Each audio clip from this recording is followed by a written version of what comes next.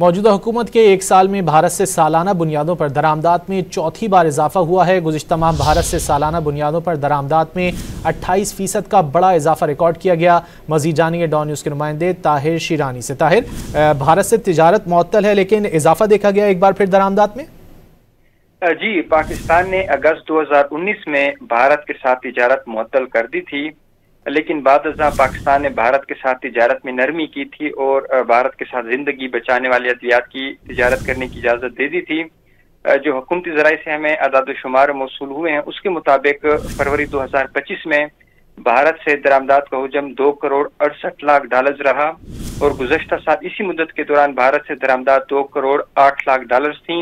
यानी गुज़श्ता माह सालाना बुनियादों पर भारत से दरामदात में 28% का बड़ा इजाफा देखा गया है। रवा माली साल अगस्त और सितंबर में भारत से दरामदात में इजाफा हुआ था।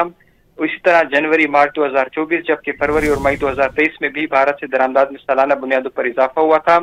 शहबाज हुकूमत के इब्तदाई एक साल के दौरान जो भारत से दरामदात में सालाना बुनियादों पर चौथी बार इजाफा हुआ है। मार्च 2024, अगस्त सितंबर 2024 और अब फरवरी 2025 में सालाना बुनियादों पर भारत से दरामदात में इजाफा हुआ है। जी, बहुत शुक्रिया ताहिर शिरानी, आपने अपडेट किया।